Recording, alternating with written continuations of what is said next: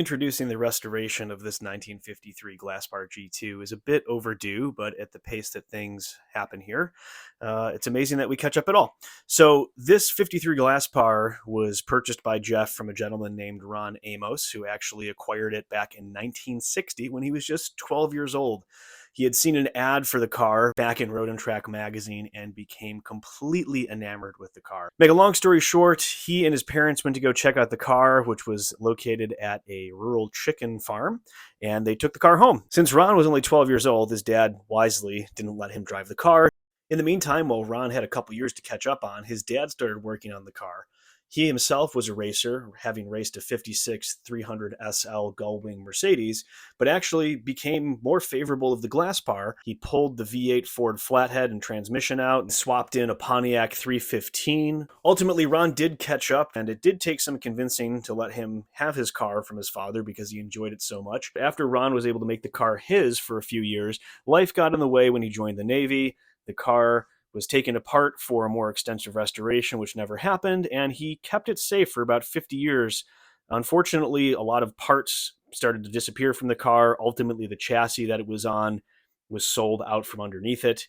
And when Jeff acquired the car 10 years ago, it was pretty much just a body, a destroyed interior, as you're seeing here, and the dashboard. So now we're going to take a look at what's been done to the car since the restoration is started by Ralph Smith.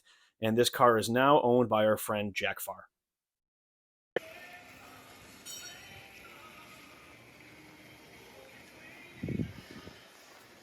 So Jeff, about how many Glasspars with Nash grills do you think they made versus the standard ones? We don't have an exact count, but fewer than 10. Okay. We found about 6 or 7. All right, Ralph, so what do we have going on over here?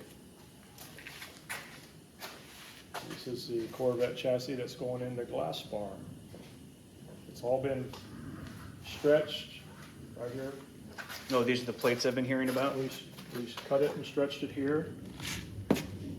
And now these plates were the ones that, are these the ones I'm hearing about where they manufacture these to repair damaged or rusted out chassis, and you guys have figured out it's just the best way to stretch them? And we just cut it and slide it in. See all these rosettes? This is where we drilled holes in it. Yep.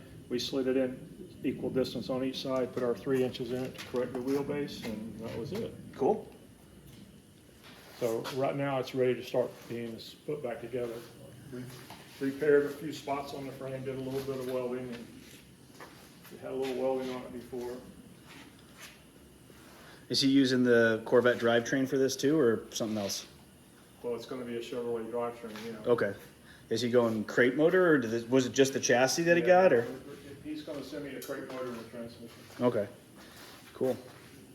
And what were you working on with Guy's Victress up there? Just a mechanical refresh? No, I had a little oil leak and some issues with the radiator hose, and he wanted to doll up the steering wheel a little bit. That's okay. pretty much it. That looks great underneath there. And then this is the Glasspar that's going underneath? Yeah. Okay, so Jeff, I asked you about the Nash grill, and I know that we don't have an exact number of how many had Nash grills versus the regular Glasspar, but what about the Continental? Very few. It was, I think, a $15 option. The actual movie car for the Glasspar was in Johnny Dark.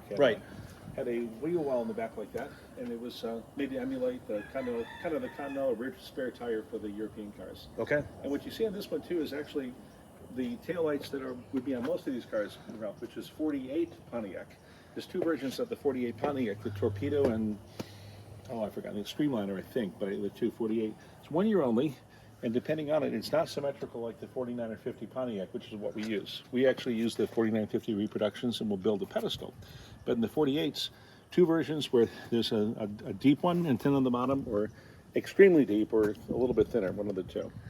The curvature is a little different. One was made to mount on the curvature, one was made to mount on a flat surface. Well, no, in 48, they both were curved. One had a stronger curve than the other. In 49 and 50, they were flat. But one of them had a flat back. Neither one. I have both examples, so we had to buy one Streamliner. I buy 50 model replicas, they're flat back. Because 49 and 50 are always flat. 48s have 2 versions of that canted or slate shaped. I had to get part numbers and everything off them. Interesting. Well, this is the one that's got the interesting shifter setup, right? Yeah, although Ralph, he didn't like the shifter in that. He said it was kind of unnecessary. The shifter that's in this. Why didn't you like it? Can you tell why you don't like the shifter? Oh, I don't know that I don't like it. It's just over-engineered. Yeah. Well, I'm sure you've been able to come up with something that's a little sleeker and more functional than that. It's kind of a great idea if you're in a pinch, right? Just get it done. Well, we just rotate the original shifter down, and like I did that car up there on the right. Oh, the Victress. Okay. The only complaint Guy had with that one is that I didn't bring it down enough and it touched the dash when he went into second or reverse. Oh, right. The Curtis used to have the same kind of thing, and I used to kind of turn it a little bit when I was going into one of the gears. I forgot which one. You know, you kind of rotate. Yeah, well, this one you can just pull it left or right. Yeah. That one I welded a plate on it, remember? I welded a plate on it. Yeah. So you can unbolt just the shifter.